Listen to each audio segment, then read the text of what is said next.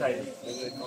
আমার নাম হচ্ছে নাসির, আমি ঢাকা বিশ্ববিদ্যালয়ে পড়ি, ছাত্র দলের সাধারণ সম্পাদক, মানে সারা বাংলাদেশের দায়িত্বে আছি। 5 তারিখে আমি একটু আগে 5 তারিখে খুনি হাসিনা যে এতগুলো মানুষকে মেরে ফেললো আমরা জানি, প্রায় 2000-এরও বেশি, শুধুমাত্র অবৈধভাবে ক্ষমতায় থাকার জন্য তার দেশে 2000-এরও বেশি মানুষকে গুলি করে বাড়ি করছে, একদম প্রকাশ্যে। ঠিক আছে, এমন না যে গোপনে মারছে।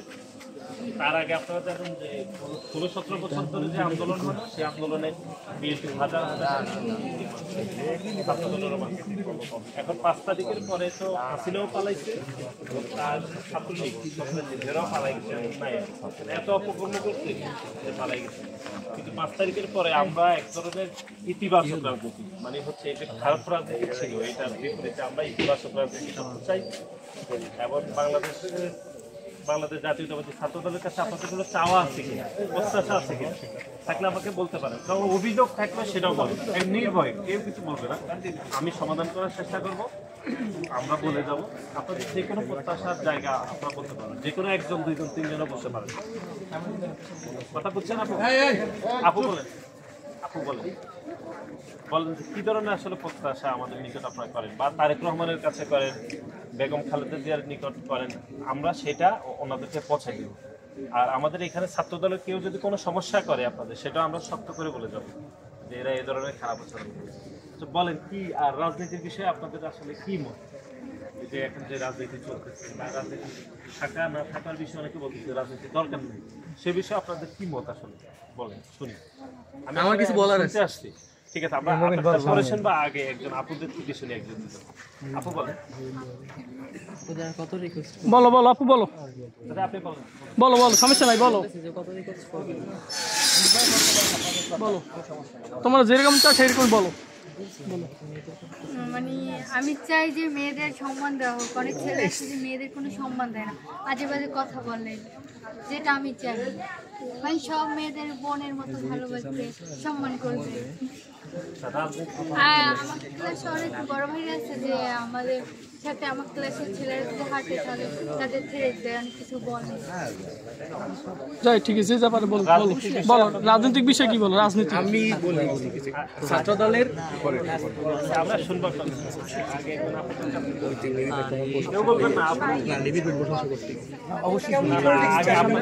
নারীর প্রতিনিধিত্ব থাকতে হবে, নতুবা আপনারা যেতে পারবেন না, সব ছেলেরা হয়ে যাবে। আপনারা বলেন, কেউ বলবে না কথা, মানে সব ঠিকঠাক চলতেছে বলে।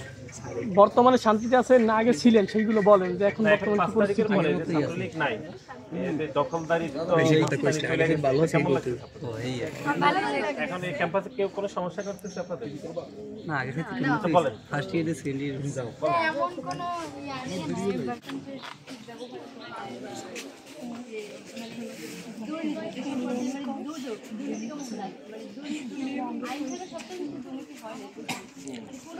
আমাদের দুর্নীতি কম ছিল, আমাদের দুর্নীতি আগে আসলে বন্ধ করা যাবে না, ধীরে ধীরে বন্ধ করা যাবে। এবং এই যে শিক্ষা কারিকুলাম বারবার পরিবর্তন হচ্ছে, পরীক্ষার প্রশ্ন পাশ হয়ে যেতেছে, আপনারা পাইতেছেন না, কিন্তু শহরের অন্য জায়গার ছেলেরা আপনাদের ওই কোশ্চেন পেয়ে আগে আগে পরীক্ষা দিয়ে দিতেছে। এগুলো বিষয়ে আপনাদের বক্তব্য থাকা উচিত না, এরকম কোশ্চেন পাস হওয়া উচিত না।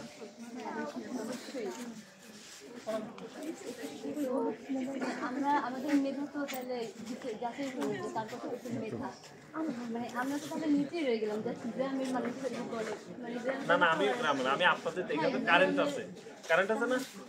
আমি যখন এসএসসি পাস করলাম তখন কোনো কারেন্ট হারিকেনের আলোতে পাস করে আমি আপনারা এরকম প্রত্যাশা রাখবেন। এই যে ইন্টারমিডিয়েটে না পড়ে সবাই এরকম বড় বড় বাংলাদেশের পাবলিক বিশ্ববিদ্যালয় পড়ার চেষ্টা করতে হবে, ঢাকা বিশ্ববিদ্যালয় সবসময় বড় করতে হবে।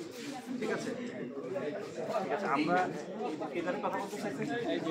একজন আপু থেকে যদি আমরা আরো ভালো বক্তব্য শুনতাম তাহলে এটা ভালো হতো, আমরা এটা ঢাকায় গিয়ে বলতে পারতাম যে ওনাদের কাছে এই প্রত্যাশা ছিল। আপনারা যেটা বলবেন সেভাবেই চিন্তা করবেন।